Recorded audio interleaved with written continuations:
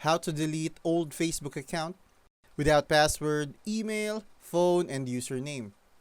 I'm going to tell you how to delete an old Facebook account even if you don't have access to the password, email, phone, or even the username. Since you can't log in, your best option is to report the account as fake or impersonating you. Go to the profile, click the three dots, select Find Support or Report Profile, and then choose Pretending to be me, and follow the prompts. Facebook may review and remove it if it violates their policies.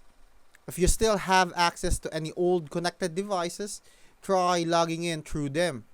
Also, if you can verify your identity, go to the Facebook Help Center and submit a request for account recovery.